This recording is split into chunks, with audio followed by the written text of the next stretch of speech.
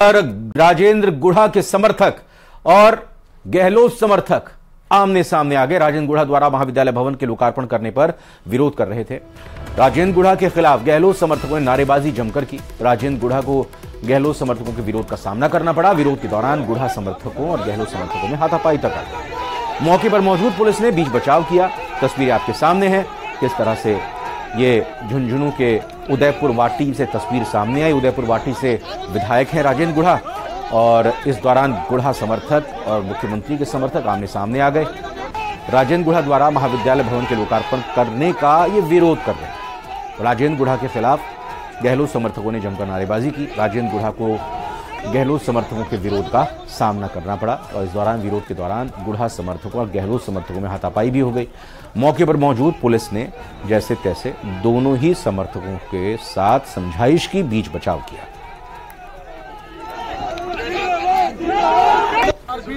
किसने की मारपीट? राजू गुढ़ा के कार्यकर्ताओं ने, राजू गुढ़ा ने खुद ने हमारे साथ मारपीट की है और इसका खामियाजा राजू गुढ़ा को खुद को भुगतना पड़ेगा। मारपीट क्यों की आपके साथ में? क्योंकि हमने अशोक गहलोत के नारे लगा रहे थे, अशोक गहलोत के नारे लगा रहे थे, हमारे साथ मारपीट हुई है।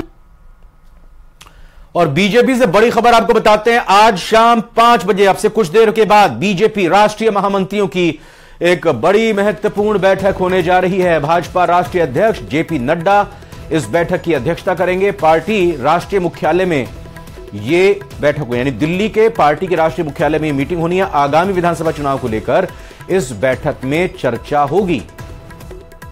तो लगातार बैठकों का दौर चल रहा है। राजनीतिक दलों में मंथन हो रहा है आगामी विधानसभा चुनावों को लेकर। जहां चुनाव है उस प्रदेश की राजधानी में नेताओं का आना जाना, जनसभाएं, दौरे लगातार हो रहे हैं और अब दिल्ली में भी मीटिंग्स का दौर चल रहा है। इसी कड़ी में बीजेपी के महामंत्रियों की शाम 5 बजे, जो राष्ट्रीय महामंत्री हैं बीजेपी की, उन तमाम राष्ट्रीय महामंत्रियों की बैठक होगी और इस बैठक की अध्यक्षता बीजेपी राष्ट्रीय अध्यक्ष जेपी नड्डा करेंगे।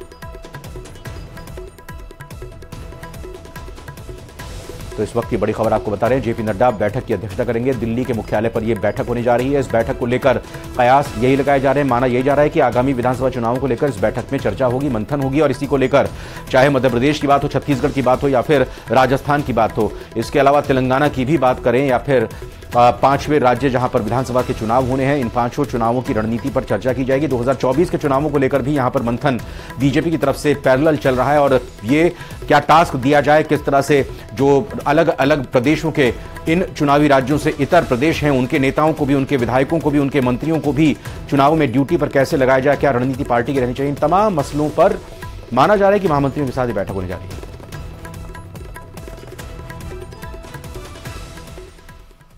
प्रधानमंत्री नरेंद्र मोदी के चित्तौड़गढ़ के सांवरिया जी दौरे को लेकर बीजेपी कमर कस चुकी है। पीएम 2 अक्टूबर को विशाल जनसभा को संबोधित करेंगे। इस दौरान पीएम केंद्रीय मंत्रालयों से जुड़ी करोड़ों रुपए की परियोजनाओं का लोकार्पण और शिलान्यास भी करेंगे। पीएम के आगमन को लेकर बीजेपी प्रदेश अध्यक्ष सीपी जोशी और नेता प्रतिपक्ष राजेंद्र सिंह राठौड़ ने क्षेत्र में चल रही तैयारियों का जायजा लिया।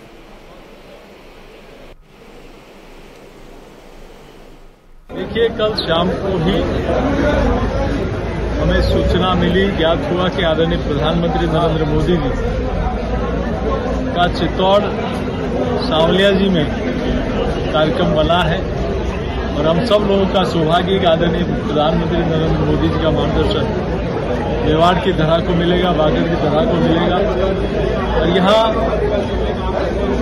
रोड ट्रांसपोर्टेशन हो, चाहे रेलवे हो, चाहे सिविल एविएशन हो, अनेक कार्यों का शिलान्यास और उद्घाटन भी माननीय प्रधानमंत्री जी के हाथों होगा। आज सुबह ही सभी लोगों को आग्रह किया गया और सब लोगों में उत्साह है, जोश है कि आदरणीय प्रधानमंत्री जी को सुनने का अवसर, उनसे मिलने का अवसर सब लोगों को मिलेगा। प्रधानमंत्री मोदी के चित्तौड़गढ़ के सांवरिया जी दौरे को लेकर बीजेपी ने कमर कसी है और जैसा हमने आपको बताया कि 2 अक्टूबर को उनका दौरा होना है। और इसके अलावा एक अगली खबर, बड़ी खबर जयपुर से आपको बताते हैं, जहां पर मुख्य निर्वाचन आयुक्त राजीव कुमार जयपुर पहुंचे हैं। ईसीआई आयुक्त अनूप चंद्र पांडे, अरुण गोयल भी जयपुर पहुंचे हैं। एयरपोर्ट पर मुख्य निर्वाचन अधिकारी प्रवीण गुप्ता उनको लेने के लिए पहुंचे हैं। 3 दिन तक केंद्रीय चुनाव आयोग कमीशन यहां पर समीक्षा करेगा। तो चुनाव आयोग भी कमर कस चुका है। चुनाव आयोग भी तैयारियों का जायजा ले रहा है।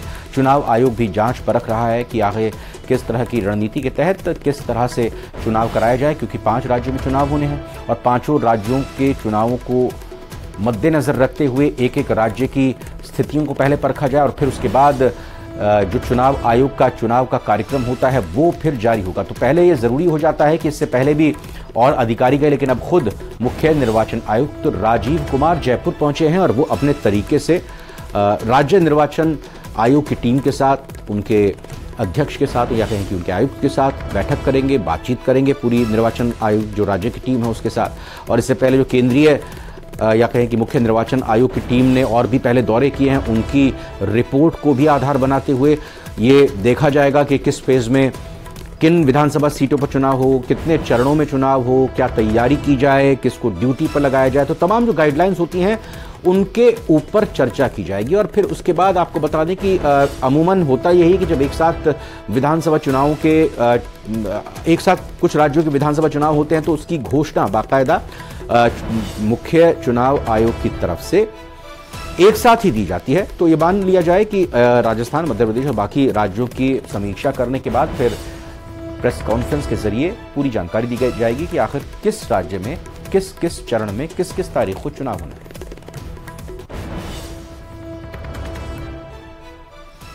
राजस्थान नर्सिंग काउंसिल की द्वितीय राष्ट्रीय कॉन्फ्रेंस में मुख्यमंत्री अशोक गहलोत शामिल हुए। इस दौरान सीएम ने कहा, मानव सेवा सबसे बड़ा धर्म और इस बार जनता चुनाव के मैदान में उतरेगी, कांग्रेस सरकार रिपीट होगी।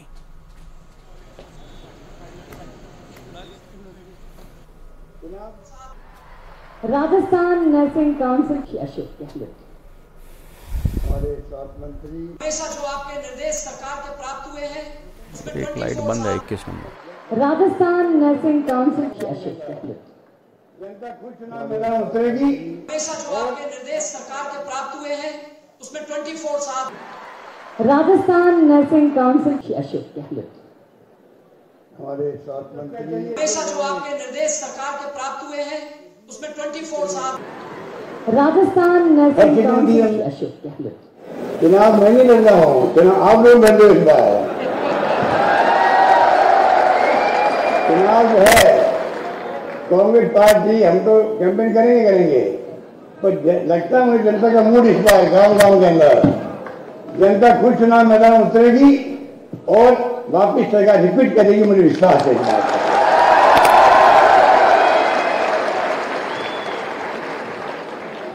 जनता को क्या चाहिए? गुड गवर्नेंस चाहिए।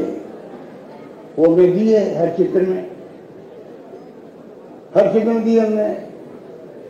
आप सोच सकते हो कि कर्मचारी या नॉन कर्मचारी हर किसान के लिए अलग से बजट पेश किया हम लोगों ने। अस्पतालों के करीब 1,500 ठेकाकर्मी सरकारी संस्थान से भुगतान की मांग को लेकर अनिश्चितकालीन हड़ताल पर हैं।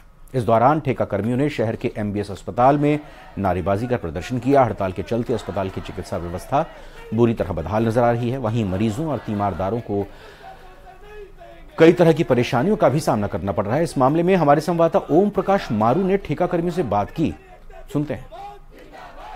संभाग के सबसे बड़े एमबीएस अस्पताल ही नहीं बल्कि तीनों बड़े अस्पतालों के ठेकाकर्मी लगातार आंदोलन की राह पर है और 20 दिन से जो है आंदोलन कर रहे हैं, जिसके कारण मरीजों और उनके परिजनों को भारी परेशानियों का सामना करना पड़ रहा है।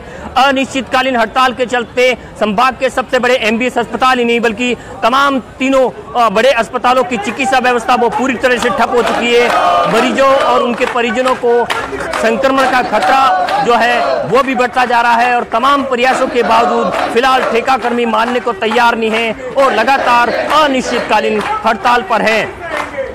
ठेकाकर्मी एमबीएस अस्पताल के गेट पर नारेबाजी कर प्रदर्शन कर रहे हैं। तस्वीरें हम आपको दिखाना चाहते हैं। ये भी नारेबाजी कर प्रदर्शन कर रहे हैं और आक्रोश जता रहे हैं। उनका साफ तौर पे कहना है कि जब तक सरकारी संस्थान से उनको भुगतान नहीं किया जाएगा, ठेका प्रथा बंद नहीं की जाएगी, तब तक वो इसी तरह आंदोलन करते रहेंगे।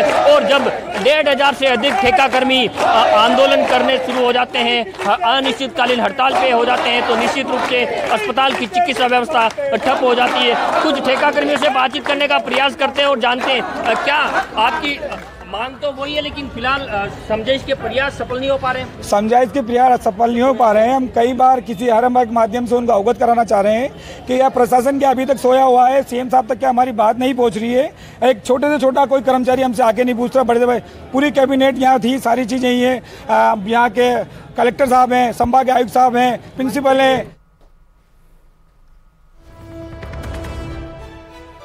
तो बड़ी खबर आ रही है गहलोत कैबिनेट की बैठक से जुड़ी हुई। अक्टूबर को कैबिनेट की बैठक होनी है। सीएमआर में शाम 6 बजे बैठक होगी। ब्रेकिंग न्यूज, न्यूज 18 राजस्थान आपको बताते हुए, आचार संहिता से पहले माना जा रहा है कि कई अहम फैसले कल की मीटिंग में या कहें कि 1 अक्टूबर की इस बैठक में हो सकते हैं। गहलोत कैबिनेट की कल बैठक, सीएमआर चीफ मिनिस्टर रेजिडेंस मुख्यमंत्री आवास पर शाम 6 बजे ये बैठक होगी और ये बैठक काफी महत्वपूर्ण मानी जा रही है। जैसा हमने आपको खबर दिखाई भी कि आज मुख्य चुनाव आयुक्त भी आए हुए हैं तैयारियों का जायजा लेने के लिए। और वैसे खबर ये माना जा रहा है कि 1 अक्टूबर की होने वाली बैठक कैबिनेट की बेहद अहम होगी और चूंकि चुनाव नजदीक हैं, आचार संहिता कभी भी लगाई जा सकती है और आचार संहिता जब एक बार लागू हो जाती है तो सरकार कोई भी बड़े फैसले, नीतिगत फैसले नहीं ले सकती है।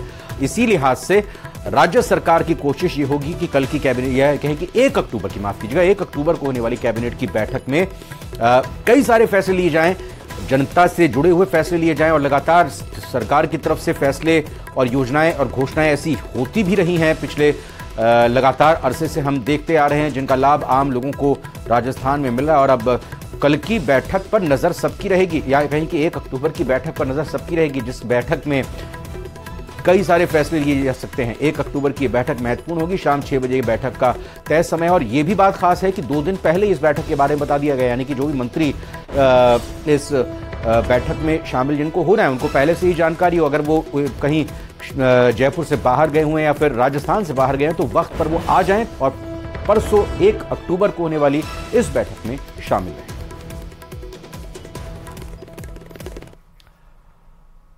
और इसी बड़ी खबर के साथ फिलहाल महारो राजस्थान बुलेटिन में इतना ही। आप बने रहिए न्यूज 18 राजस्थान के साथ।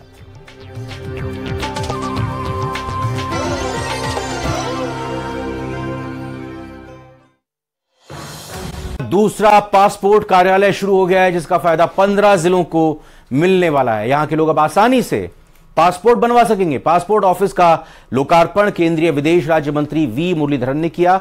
आपको बता दें कि कोटा का ये दूसरा पासपोर्ट कार्यालय देश का 37वां कार्यालय होगा। कोटा में शुरू किया गया पासपोर्ट ऑफिस अत्याधुनिक सुविधाओं से लैस होगा, जहां आपको सभी सुविधाएं मिलेंगी। जिन 15 जिलों को इस कार्यालय से सीधे लाभ होगा उनमें बूंदी, बारां, झालावाड़, सवाई माधोपुर, चित्तौड़गढ़, भीलवाड़ा, उदयपुर, प्रतापगढ़, डूंगरपुर शामिल हैं।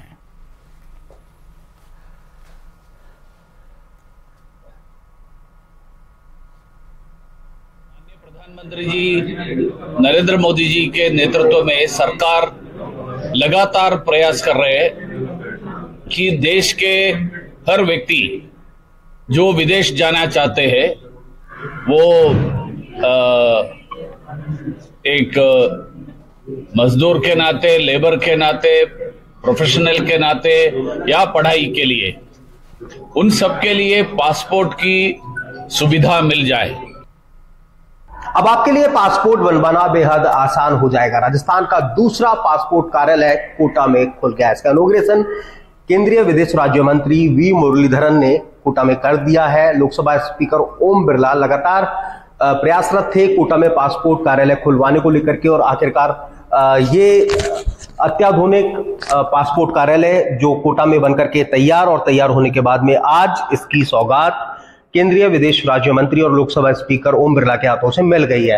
अब यहां पर यह पासपोर्ट कार्यालय पूरी तरह से खुल गया, क्योंकि उस समय में कहीं ना कहीं फिर भी परेशानी होती थी। जो तमाम लोग हैं उन्हें तत्काल पासपोर्ट बनवाने के लिए जयपुर जाना पड़ता था, लेकिन अब सभी तरह से कहा जा सकता है कि पूरी सुविधाएं यहां मिलेंगी। राजस्थान के करीब 15 जिलों के लोगों को यहां पर लाभ मिलेगा। उन्हें जयपुर नहीं जाना पड़ेगा, कम दूरी होने के कारण उनके वक्त की बचत होगी और यहां पर उनका पासपोर्ट आराम से बन जाएगा। देश का 37वां पासपोर्ट कार्यालय है जो कोटा में खुला है, कोटा में मिला है, और आज इसकी जो सौगात है वो केंद्रीय विदेश राज्य मंत्री के हाथों से मिल गई है। निश्चित तौर पर ये बड़ी उपलब्धि कही जा सकती है, क्योंकि कोटा एजुकेशन हब है और देश भर के स्टूडेंट यहाँ पर आते हैं। आसपास का पूरा जो सराउंडिंग एरिया है उससे जुड़े लोग, तमाम जिलों के लोग इस पासपोर्ट कार्यालय के खुल जाने के साथ में, इसकी सौगात मिल जाने के बाद में यहां से लाभ उठा पाएंगे।